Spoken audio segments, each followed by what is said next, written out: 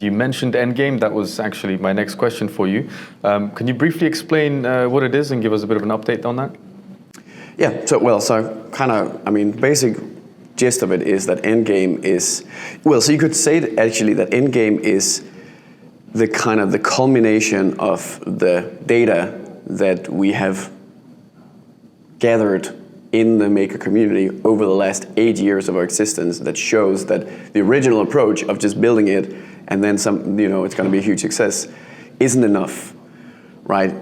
It's great to have a product, but actually what really matters is distribution, and then also the other big part of it is the entire human aspect of the product, because a stablecoin requires a lot of code. Well, a decentralized stablecoin like Maker requires a lot of code, sure, but it requires even more human organization, humans involved in governance, in stabilizing, in making all sorts of providing all sorts of data that are inputs to key decisions that ultimately protect, at this point, $5 billion of people's personal savings, and in the future maybe a lot more than that. So all of these things, they gotta really work, and they need to work in very extreme edge cases and very adversarial scenarios, just like you think about smart contracts, right? That it's not enough they just run. You have to make sure they can't get easily hacked by North Korea as well, right? And the same thing is actually true for the human aspect, for the governance. And then I guess finally, and in some sense most importantly, this also has to be true for how the project grows. You can't allow it to stagnate and become inward looking. If crypto is very much all or nothing in so many aspects, right? You've got to be growing, and if you're not growing, you should not be complacent. So tying all these things together, that's the end game, which is, there's a lot of moving parts to that. It's it's definitely the biggest, most complex, most sort of just, I don't know what to call it, end-to-end change we've ever seen in the entire industry. And it's especially unique in the sense that this is the oldest and most conservative and largest and most profitable and most widely used, real decentralized project, which is basically it's by many people, the current state of Maker is considered like a dinosaur in the space, right?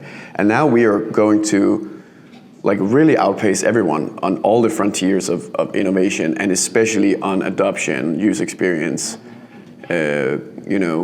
branding, marketing, communication, reaching the user. But it's going to be, it's a long process to get all this done, obviously. But the first step is, as I already mentioned, the rebrand.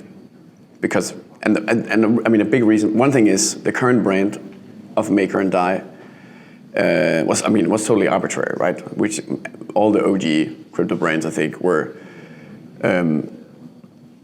And also, was really important to point out that MKR and DAI as tokens and as names are not going away, right? So that's sticking around, and nothing is changing to people that simply, if you use DAI and you're happy about it and you don't want anyone messing with your business, nothing's gonna change, and you won't even notice what's happening with all this endgame stuff and the rebrand and all that. But the project as a whole, the look and feel of the ecosystem will rebrand, and MKR and DAI will become a legacy offering, a legacy product, effectively in this broader ecosystem. And then there will also be upgraded versions. So there will be this upgraded DAI and upgraded MKR which is users can choose to upgrade to. And if they don't want to, they don't have to. And if they do it, they can also easily go back. It's effectively actually the same tokens, just in a different wrapper, in a sense. But then these new tokens that have the new brand and this, and which is crucially, the absolutely most crucial part of this is that, again, it's unified. It's not sort of picked out of thin air and just made up on the spot. It's a complete, holistic, unified piece of this end-to-end goal of unifying, the security, the community, how people organize, and then how you grow the community. a brand doesn't stand alone, right? It plays a part in a greater whole, and so Endgame, is an opportunity to kind of basically fix that, because that was totally not the case for how, again, Maker and most crypto projects, how they're built. And then also helps us take the focus away from, Endgame and a bunch of features, and now I'm confused, right? Like, there's 200 things. And instead allows the story to be this new look and feel that is more open, that is more accessible, and that has some key features.